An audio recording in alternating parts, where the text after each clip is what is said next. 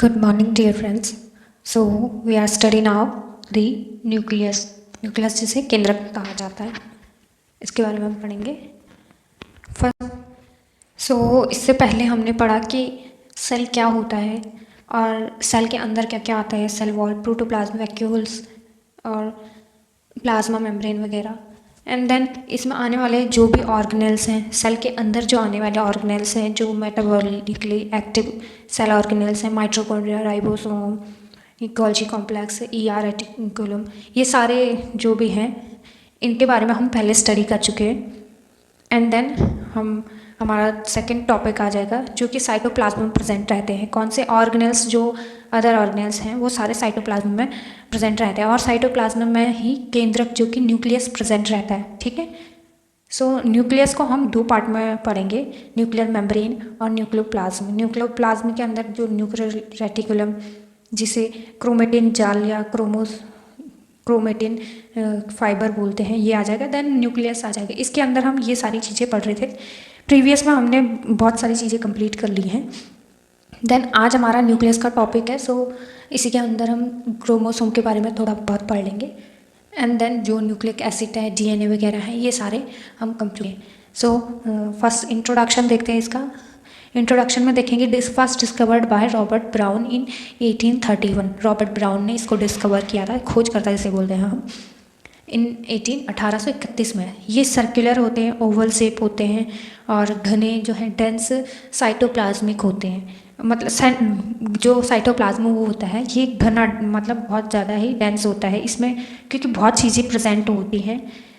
जैसे कि इसके अंदर प्रेजेंट होता है ये न्यूक्लियोलस प्रेजेंट होता है, क्रोमेटिन थ्रेड प्रेजेंट होते हैं और न्यूक्लियर सेप, जिसे कैरियोलिम्फ भी बोला जाता है, ये सारी चीज़ें प्रेजेंट होती हैं इसके अंदर। ओके, इसका जो साइटोप्लाज्मिक, जो भी न्यूक्लियोप्लाज्मिक बोल सकते हैं मटेरियल है, इट्स मोस्ट इम्पॉर्टेंट। इसी के अंदर न्यूक्लियर प्रोटीन्स वगैरह जो भी प्रेजेंट होते हैं, क्रोमोसोम्स वगैरह, सारी चीज़ें हम इसी के अंदर पढ़ेंगे कि क्या क्या होता है। ओके, ये जो केंद्रक है ये मेनली 4 पार्ट में डिवाइड होता है। फर्स्ट न्यूक्लियर मेम्ब्रेन, जिसे केंद्रक कला बोलते हैं।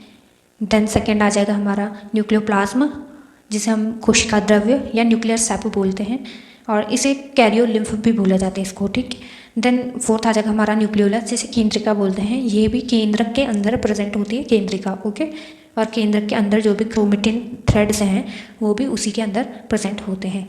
ठीक है, ये एब्सेंट कहाँ पर होते हैं?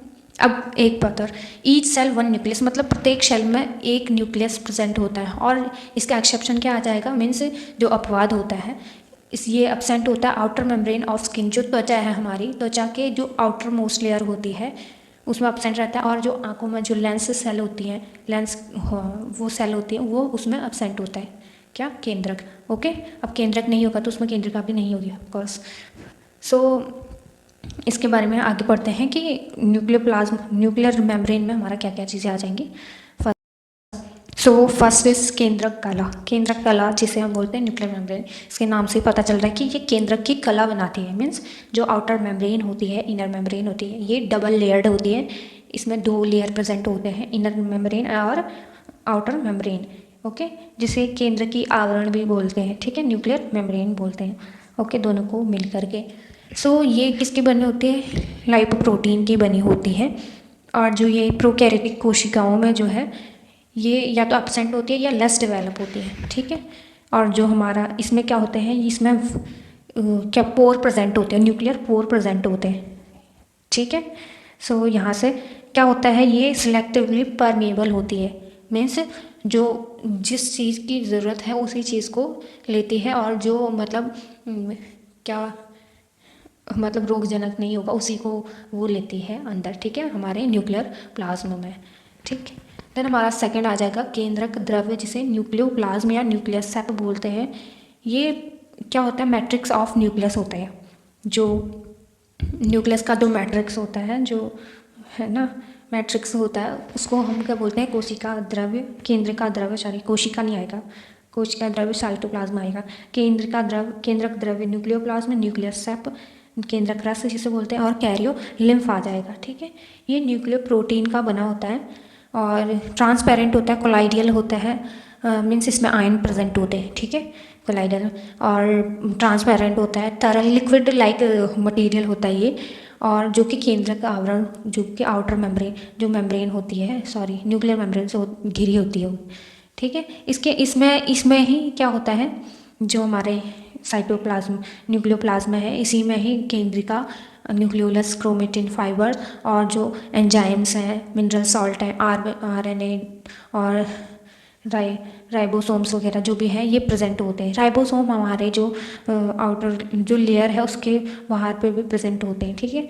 और यही एंडोप्लाज्मिक रेटिकुलम पे भी, और जो यहाँ से केंद्रक जो कला है यहीं से बाहर को निकली हुई, यहाँ से टुवर्ड्स टू एंडोप्लाज्मिक रेटिकुलम यहाँ से स्टार्ट होता है, ओके। केंद्रक कला से, केंद्रक द्रव्य से नहीं, केंद्रक द्रव्य अंदर का मटीरियल आ जाएगा आपका, ठीक है। देन थर्ड आ जाएगा आपका न्यूक्लियोलस। देन न्यूक्लियोलस जिसे केंद्रिका बोलते हैं, first discovered by फॉन्टेना।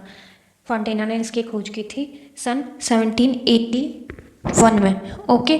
Then name given by Bowman, जिन्होंने 1840 में इसको न्यूक्लियस नाम दिया था। और ये क्या है, ये केंद्रक के अंदर प्रेजेंट होती हैं, एक या दो प्रेजेंट होती है, एक से दो तक प्रेजेंट होती हैं, ठीक है।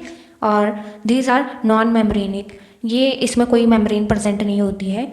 ये जो हमारा क्या न्यूक्लियोप्लाज्म या न्यूक्लियोसेप्टम है ये ऐसे ही होता है, ठीक है, न्यूक्लियोलस। और एब्सेंट इन प्रोकैरियोटिक सेल, ये प्रोकैरियोटिक सेल में एब्सेंट होता है। प्रोटीन इसमें 85%, RNA 10% एंड DNA 5% इसमें होता है, ओके। देन कोशिका विभाजन, जब सेल डिवीज़न होता है तब ये क्या गायब हो जाती है, इंपॉर्टेंट, ठीक है। Then fourth is chromatin thread, ये क्या होते हैं, धागे, नेटवर्क, नेट लाइक स्ट्रक्चर होता है, धागे नुमा होते हैं, जाल टाइप में होता है, ठीक है। क्रोमेटिन रेटिकुलम जिसे बोला जाता है, जो नेट लाइक स्ट्रक्चर बनाते हैं इसको क्रोमेटिन जालिका या नेट रेटिकुलम बोलते हैं, ठीक है। और during the division phase the thread separate और form the chromatin form the chromosome आएगा, ठीक है। तो ये जब सेल डिवीज़न होता है तब ये क्या होता है, ये अलग हो करके एक नया स्ट्रक्चर बनाती है जिसे क्रोमोसोम बोलते हैं, ठीक है। अब क्रोमोसोम कहाँ बनता है, केंद्रिका में ही बनता है, ठीक है। केंद्र का सर्वाधिक जो इम्पोर्टेंट भाग होता है वो क्रोमेटिन होता है, जो कि केमिकल उससे भी बहुत इंपॉर्टेंट होता है, ठीक है। इसमें न्यूक्लियोप्रोटीन जो कि न्यूक्लिक अम्ल और जो बेसिक प्रोटीन्स होते हैं उनका मिश्रण होता है, ठीक है, इससे बना होता है। जो न्यूक्लियर प्रोटीन होता है वो एसिड और बेस के प्रोटीन का मिक्सचर होता है, ठीक है, एसिड बेस का। देन इसमें प्रोटीन कौन सा आ जाएगा, जो basic protein important specially histone आ जाएगा, जो कि एक क्षारीय मीन्स बेसिक एमिनो एसिड है, ओके। सो केंद्रिका का निर्माण कैसे होता है, गुणसूत्र द्वारा, ठीक है। गुणसूत्र के द्वारा ही जो न्यूक्लियोलस है उसका फॉर्मेशन होता है। सो केंद्रक जो है, केंद्रक को कुछ क्वेश्चन वगैरह वो देख लेते हैं। केंद्रक को सेंट्रल रूम ऑफ सेल कहा जाता है, मीन्स जो बीच का कमरा होता है उसको कहा जाता है, ठीक है। केंद्रक में DNA जो होता है वो 10% प्रेजेंट होता है, RNA 2 से 3% होता है, फॉस्फोलिपिड्स जो होते हैं 3 से 5% होते हैं, प्रोटीन जो होता है 70% होता है केंद्रक में, ठीक है। अब केंद्रक में भी फिर न्यूक्लियस में अलग उसका रेशियो हो जाएगा। देन हमारा आ जाएगा क्रोमोसोम के बारे में हम नेक्स्ट वीडियो में डिटेल से पढ़ेंगे। So thanks for watching, do like, share and subscribe. But इससे पहले बता देती हूँ मैं कि इसका फॉर्मेशन भी वहीं पे होता है, कहाँ पे, न्यूक्लियोलस में हमारा जो है क्रोमेटिन फाइबर बनते हैं, क्रोमेटिन फाइबर से फिर क्रोमोसोम बनते हैं, क्रोमोसोम में जो हमारे क्या होते हैं, न्यूक्लिक्स जो एसिड्स वगैरह प्रेजेंट होते हैं, और DNA होता है इसमें प्रेजेंट होता है। और इसका स्ट्रक्चर का स्टडी हम आगे नेक्स्ट वीडियो में पढ़ेंगे। और बाकी वैसे मैंने पढ़ा रखा है न्यूक्लिक एसिड और DNA वगैरह के बारे में, सो आप उन्हें भी देख सकते हैं। Then thanks for watching again and please subscribe this channel.